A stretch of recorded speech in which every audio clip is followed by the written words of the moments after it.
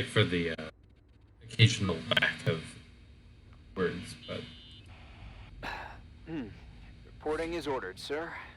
You awake? Sorta. You forget your coffee? For once, I don't need it. I gotta talk to you about something. Okay.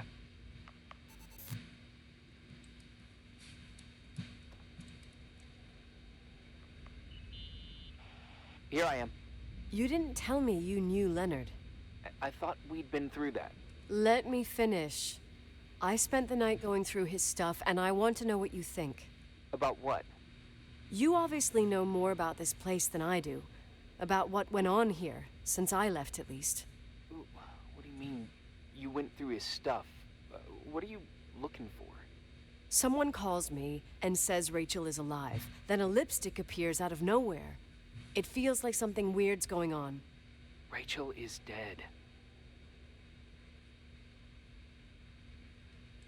I really don't know what to think. It's just that...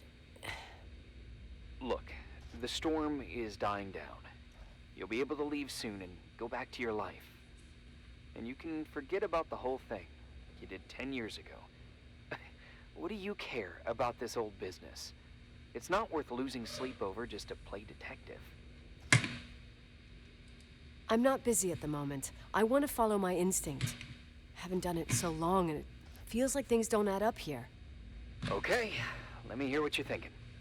If there's one thing Leonard taught me, it's that you gotta listen to what's buzzing in your head. First, it might just be a confusing noise, but if you connect the dots, then it starts making sense.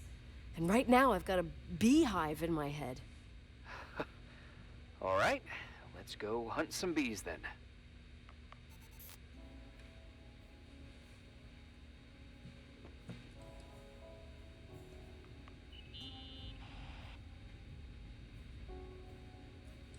In this article from a couple years back, there's a statement by some girl who affirms she saw Rachel in a hallway at the Timberline. Who's this girl?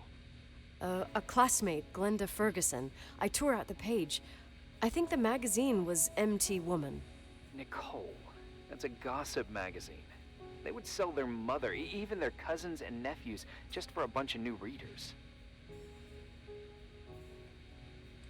But she was a classmate. She couldn't have been wrong. Rachel fell 90 feet into a void. She can't be alive. I thought I was the skeptical one here.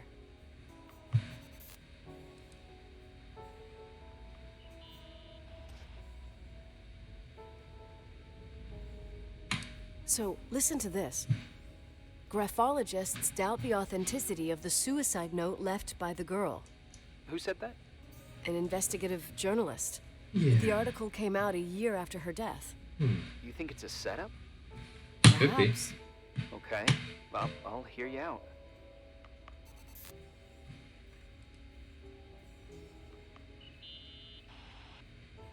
I found a copy of the local paper, dated December 29th, 1981, the day that the body was discovered. According to the forensics report, Rachel had been dead for days. She was 9 weeks pregnant. Yeah, that was the official version.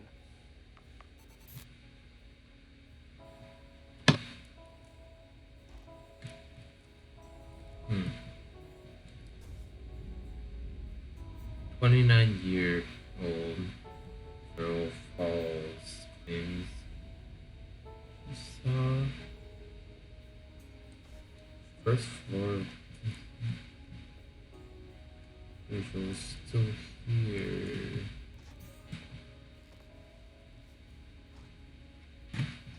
Hmm.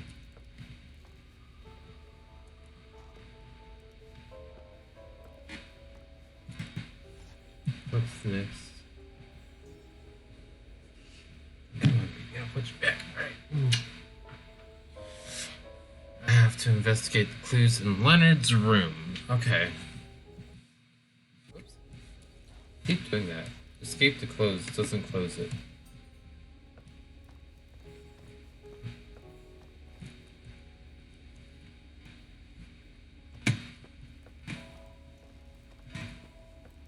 Okay, so this is Leonard's room.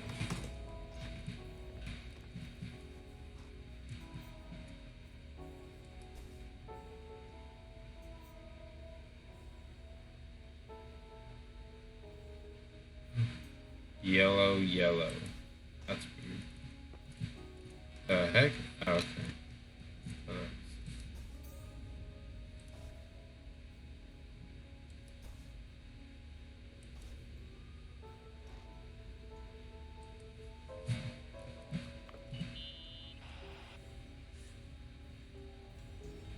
Hey, I found a book in Leonard's things. It's a collection of poetry, but it's got notes written in it. Did your father write them? What do they say? Dates, notes, thoughts. Listen to this. Today I saw Rachel. Or Rachel is sad. Or Rachel says she feels alone. He kept a diary about her. But the book was printed 8 years after Rachel's death. Do you mean it's like he was talking with Rachel after she died? As if he saw her. Well, I mean, there must be an explanation. yeah. Of course, there's an explanation for everything, and we've got to find it.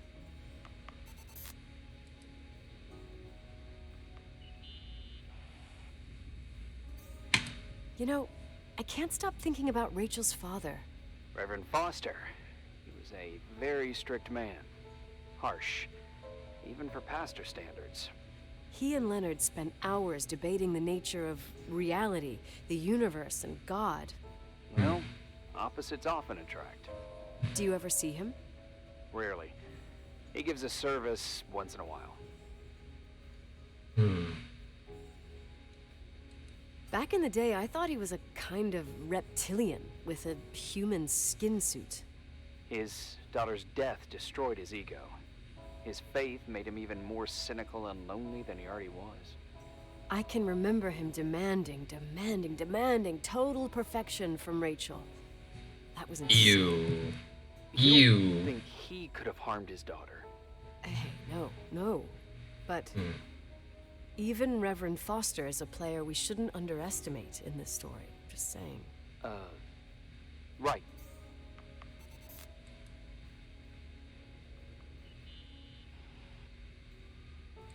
Remember the lipstick I found downstairs? Yep, you made a big deal about it. It doesn't smell. Should it? After they've been open for a while, lipsticks smell really bad. Maybe there's been other women. I mean, Yeah, sure. Leonard ruined his life over a 16-year-old, became a recluse, lost everything, and in the meantime, he supposedly had another lover, maybe even two. could the cold have preserved? Possibly. Anything else? Okay, I'd say that's enough. Yeah, that's enough for tonight. Today, or what the hell time is it? You think there's a lot to dig up in this old story? You'll have to get out of this phone thing and drag me into town. You don't need my approval. Good job. You're getting the hang of it. But sometimes it's better to leave the skeletons in the closet. Once they come out, you never know what they'll have to say. It's a risk I already considered. I can handle it. Hard-headed like your father. Trust me, at least on this one thing. Go to bed. You need it. Agent Crawford, this bit of advice. I'll follow it to the T.